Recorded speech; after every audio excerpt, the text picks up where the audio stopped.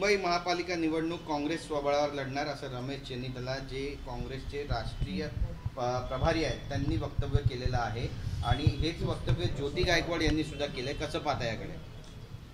मुळामध्ये त्यांच्या पक्षातले ते प्रमुख नेते आहेत आणि त्या पक्षाच्या काही पदाधिकाऱ्यांनी जर त्यांच्याकडे काही मागणी केली असेल तर त्या प्रमुखाला काही निर्णय घ्यावे लागतात आणि जर ते तसे घेत पण असतील तर महाविकास आघाडी म्हणून आम्ही जे सगळे एकत्र झालेलो आहोत याच्यासाठी पक्षप्रमुख म्हणून जे जे आमच्या पक्षाबरोबर आहेत त्याचे सगळे पक्षप्रमुख म्हणून याचा विचार करतील. पण नाही म्हणजे एकदमच असं स्पष्टपणे म्हणण्यापेक्षा जर इतर मित्रपक्ष आहेत त्यांच्या नेत्यांनी एकत्र येऊन निर्णय घेऊन नंतर मग असं बोलणं हे उचित नाही का?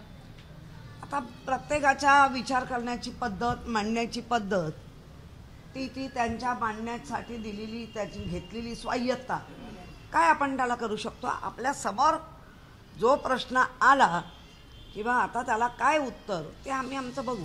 पण समन्वयाचा प्रश्नही या निमित्तानं उपस्थित होतोय तर तो दिसतोय, सगळीकडे दिसतोय. तो नुसता महाविकास आघाडीतच नाही, बिहारच्या सगळ्या ह्याच्यात दिसतोय. नाही पण ताई राज ठाकरे यांना सोबत घेतल्यामुळे कुठेतरी महाविकास आघाडीमध्ये काँग्रेसची कोंडी झाली, कारण तो वैचारिक वाद सुद्धा आहे आणि त्यामुळे काँग्रेस स्वतंत्र लढण्याचा निर्णय घेते असं सुद्धा काही दिवसांपूर्वी हर्षवर्धन सकपाळ यांनी वक्तव्य केलं होतं. हे अडचणीचं ठरतं आणि याचा फायदा जो आहे तो महायुतीला होईल महानगरपालिका निवडणुकीत असं वाटतं तुम्हाला? आता ह्यांच्या नेत्यांनी बिहारचं एकंदर झालेलं राज बघूनही त्यांना वाटत असेल अशा पद्धतीने जावं तर त्यांना कोणी थांबवू नाही शकत, त्यांचे वरिष्ठ थांबवू शकतात. पण बिहारमध्ये जी परिस्थिती काँग्रेसची बघायला मिळाली होती तर तशीच परिस्थिती महानगरपालिकेमध्ये होऊ नये म्हणून एक वेगळा निर्णय काँग्रेसकडून घेतलाय असं वाटतंय का आणि हा कितपत योग्य वाटतंय तुम्हाला? नाही, मला योग्य आणि अयोग्य म्हणण्यापेक्षा जे निर्णय घेत आहेत जे पक्षाचे प्रमुख म्हणून त्यांना ते योग्य वाटतंय का हा मोठा प्रश्न आहे आणि काही दिवसात ते योग्य की अयोग्य कळेल. नाही ताई, महाविकास आघाडी म्हणून तुम्ही एकत्र असायला पाहिजे, मात्र ज्या प्रकारे काँग्रेसची एकला चळवळीची भूमिका आहे आणि ती विशेषतः बिहार विधानसभा निवडणुकी निकालामध्ये सुपडाचा पाहायला मिळाला त्यानंतरची परिस्थिती. म्हणूनच सांगते एका निकालाच्या आधारे वेगळ्या येणाऱ्या निवडणुकीत एकत्रित राहून लढणं हे जास्त सोयीचं आहे.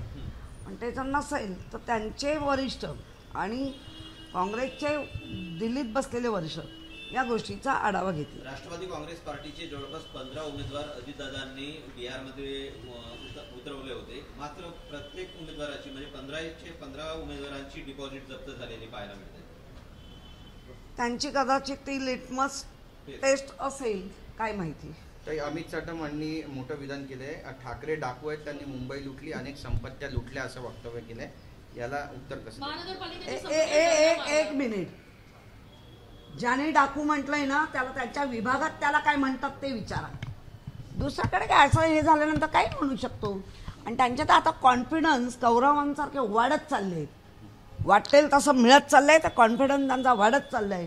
त्यामुळे कोणाला डाकू म्हणतील, काय म्हणतील, स्वतःला काय म्हणतायत बघायचंच नाही आपलं वाकून, दुसऱ्याचंच. पण महानगरपालिकेच्या निधीवर डल्ला मारणारे असं देखील उल्लेख केलेला आहे. हो ना, मारणारे. 2022 ते आत्तापर्यंत तुम्ही जे ठेवी काढून काय डल्ले मारले, काय श्रीखंड खाल्ले, काय काय केले ते लोक बघतायत. आमचे डल्ले असते तर आम्ही 90,000 कोटीपर्यंत FD ठेवल्या नसत्या. बिहार विधानसभा निवडणुकानंतर स्थानिक स्वराज्य संस्थांच्या निवडणुका होऊ पाहतात महाराष्ट्रामध्ये. या निकालाचा महाराष्ट्रावर काही परिणाम जाणवेल असं वाटतं तुम्हाला? हो, बऱ्यापैकी जाणवेल की मराठी माणसाला ह्या निकालामुळे कसा अधिक उद्ध्वस्त करतील, म्हणून मराठी माणसं किंवा इथे राहणारी जी अदर भाषिक पण एक होतील आणि लढतील. मुख्यमंत्री देवेंद्र फडणवीस यांनी एक वक्तव्य केले की मुंबईचा महापौर हा महायुतीचा असेल, आमच्यात भांडणं लावण्याचा प्रयत्न करू नका. ठीक आहे ना, करा. ओके. एकीकडे अमित साटम असं पण म्हणतायत की मुंबई कुणाची जहागीरदारी नाहीये. हे जहागीरदारी नाही ही गेली 25 वर्षात कळली नाही. आता जराशी कुठे बेडकी फुगायला लागल्या मोदींच्या जीवावर म्हणून वाटतंय तर तुमच्याही बाची जागीरदारी नाही, ही जागीरदारी मुंबईकरांच्या बाची आहे.